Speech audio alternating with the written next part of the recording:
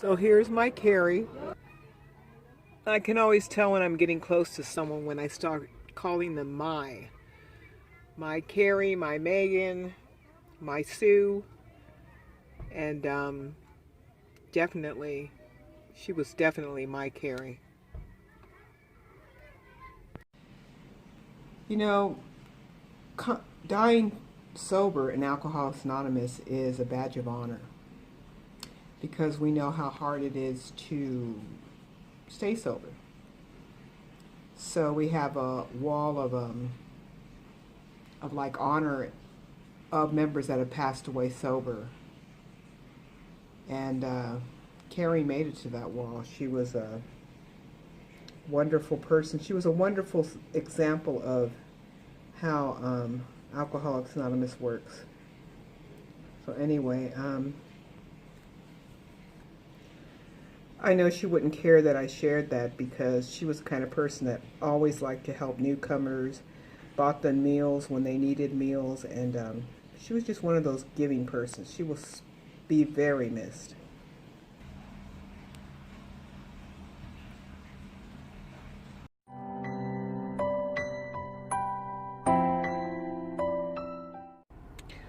Hey guys, Sleep Grandma here with you. I'm sitting in my car waiting outside for my granddaughter to get out. Anyway, my best friend passed away on January the 8th, and today I was getting stuff together for her memorial. I've been holding it together, all this time. I mean, today's the 18th, so for 10 days I've been holding it together, and today's the 17th. And I kind of almost lost it when I saw her face on the on a poster board for the memorial. So I'm just, it's strange, the things that just kind of push you over the edge. But this is her. This is my friend Kerri, and this is the thing that I had made up for her. I've never done this before, so hopefully I'll never have to do it again. But it's the lyrics to the song, "A Song for You" by Leon Russell. He was her favorite singer, him and Chris Christopherson. Anyway, I just wanted to share that people tell you that life goes on and that life is messy, things happen, but it's just surreal when it happens to you. So, everybody has different ways of grieving. I'm one of those people that kind of goes inside of myself, doesn't want to talk to anybody, and just kind of like, says, okay, what has to be taken care of? And I take care of that. And then after everybody's gone home and, a week later when I'm at home by myself, then's when I fall apart and really start crying and missing that person, Right now I'm just trying to get through the logistics of the whole thing. So I love my friend very much. And when you don't see someone crying when they've lost someone, it doesn't mean they're not in pain. So you really don't understand that until you've lived it. But anyway, I just wanted to share that with you. And she died of cancer. She'd been fighting it for about 4 years, and it was really hard. She was a very brave woman. She died sober, and she had 4 family members pass away during those 4 years, and she took care of her ailing brother while she was fighting cancer until he passed away. So, I mean, she was just like an admirable person. I mean, a much better person than I am, believe me. But I just wanted to post that, if you're in pain, if you lost someone close to you, please know that they want you to be able to go on. They want you to be as happy as you possibly can, and to think of the good times with them. And if you get a chance, listen to that song by Leon Russell, "A Song for You." And it just says, remember the times that we were together and know that I love you. And that's what I want for my daughters when I pass away. Hopefully I'll pass away before they do. And just to know that I made a difference in their life, a huge difference. She really loved her kids. She has two daughters too, like I do. She really loved her kids. She would have done anything for them, and she did. I wrote a beautiful, I think it's beautiful, eulogy for her, touching on every area of her life, and just saying what kind of person she was. She was a very genuine person. So, it's really hard to find genuine people in this world, and she genuinely was happy for others, and if she didn't like you, she just stayed clear of you.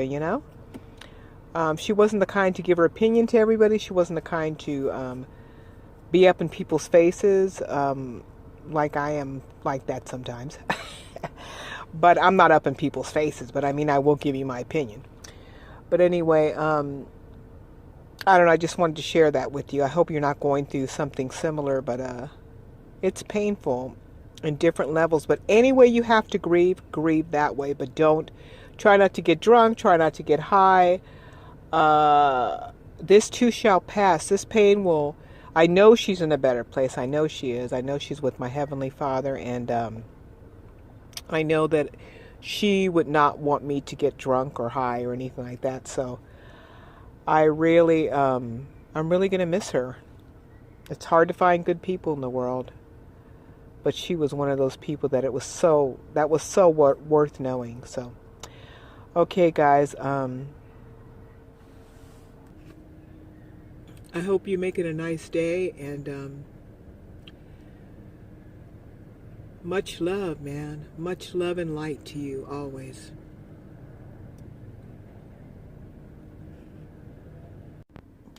Here's Kerri and I at a Christmas party when I used to sell funeral plots. Oh boy, was that hard. But, that was like, 8 years ago? Almost 9 years ago. So, she went with me to this party. It was really great. But I just never I always expected her to survive. I thought she's going to beat this thing. She's going to beat it. And no, it just didn't happen, man. I prayed so hard, but God knows more than I do, so I have to trust my Father that she's in a better place, and that's all. I have to go into acceptance and just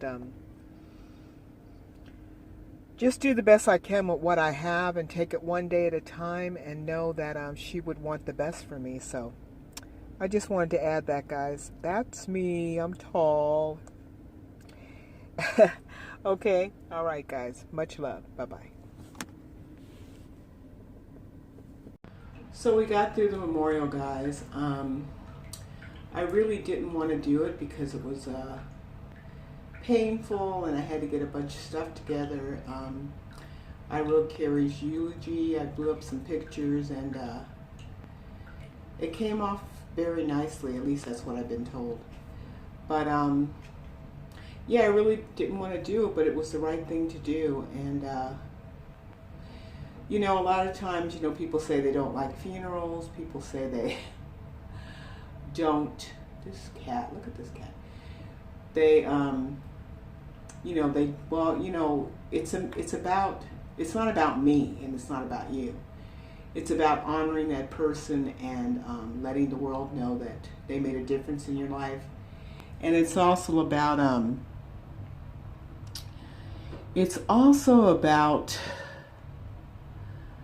making a testimony of standing by the family members in their time of sorrow, So that's what we did. And everybody put their personal life aside and came together as a community effort to make this memorial happen. My daughter, she made 2 big trays of lasagna despite some health issues she's struggling with, and we got the flowers, and I wrote her eulogy, which I found to be very healing. It helped with like 80% of my grief, just to be able to put my friend on paper and to get up there and speak about her was just very liberating and very healing. So I really recommend it, and I really appreciate, and I'm sure her family appreciated the fact that, you know, we did this. You know, I have to say that in everything I do, I always have my daughter's support. But parents need to remember that they need to ask for help sometimes. I know that we're used to our children leaning on us, but we need to lean on our children too, because there may come a time when you really need them. So don't be afraid to ask and show your vulnerability to your children. My daughters are wonderful women, and I'm very proud of them. So I'm really glad that, you know, my daughter was able to help me out in making this memorial success. She really loved my friend Kerri, and they were close too. So anyway, so now we got to go on and make the best of it, and I'll be thinking of her every step of the way, man, and I'll be missing her, but I know she's in a better place. So let's do the best that we can with what we have and be grateful for it. Much love, guys.